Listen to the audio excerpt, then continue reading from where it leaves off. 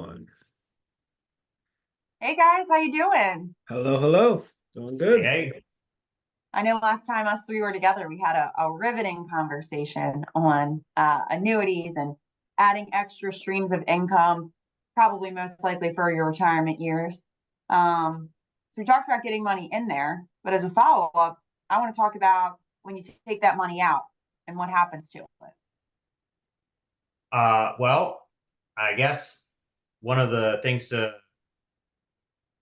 examine would be how it might be taxed on distribution, and the way that an annuity income stream would be taxed might vary depending on the type of funds that are used. Right. Mhm. So, if there's qualified money or pre-tax money that you may have had in a 401k or an IRA savings, if you were to purchase an annuity product with those and receive an income stream because that money's never been taxed before, then 100% of the distribution would be fully taxable as if it was ordinary income, just like you got it while you were working. Right, right. So you didn't pay tax in, you paid tax coming out. Right.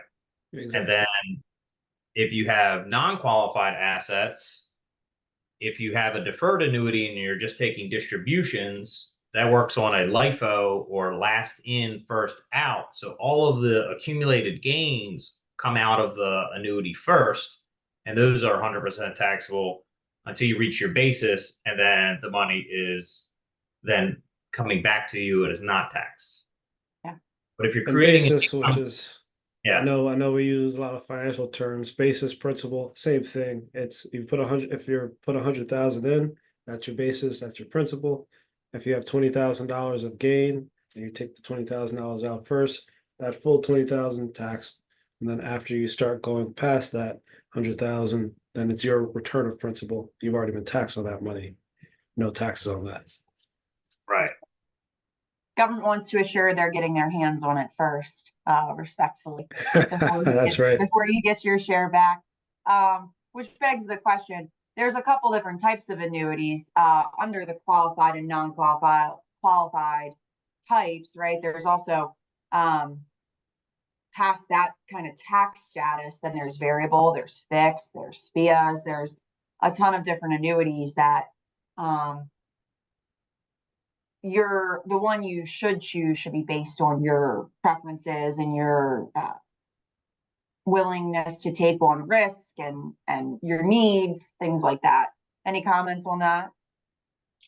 Yeah, so if you have a variable annuity, would have underlying investment options, which would allow you to participate in markets, and then they are usually paired with a backdrop of an income rider, which might have sort of a side pot that says, "Hey, you know what? We're going to use the your market value, or we're going to use a calculated value based on what the income rider is." And then when you go to take distributions, you would take the higher of the two. And they work in several different ways.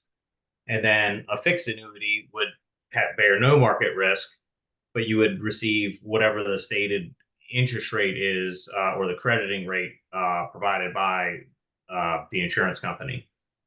But regardless, the way if you are able to annuitize those, regardless of what type of annuity that you have, if it's non-qualified money, when you annuitize, instead of working on that last in first out basis, is actually it creates a pro rata taxation between what your principal is and what the investment gain is. That way, you're not 100% taxed up, on the first distributions. You pay over your lifetime on those distributions.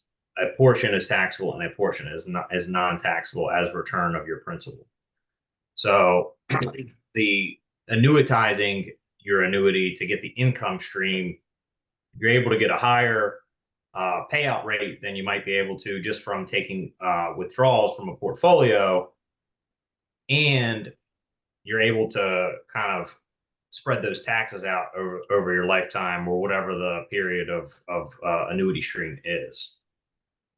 Yeah, and there's a lot of unique ways that a retiree can use annuities to either try to keep their tax rate flat or make it higher in the future when they're older and they may have a little bit less income, or vice versa. If you have large qualified accounts that you know you're going to have RMDs that are high, maybe you say you put money into an annuity and you start taking distributions early once you retire, say at 65, RMDs come out at 75 if past 2032. You take money out of the annuity now, pay taxes on that now, so that in the future your basis will be lower. You're not paying tax on that, and then your RMD replaces the income and increase your tax again to kind of keep it flat versus having the roller coaster that can come with retirement income during your 70s and 80s and 90s. Yeah, and I don't think there's any hard or soft rule for how to go ahead and use it, but it is all in the context of what your overall financial plan is for your picture, and that's what we try and do is really put all of the pieces together to make it work for you. Right. No one size fits all Right. annuity for everybody. That just especially in annuities, that does not exist.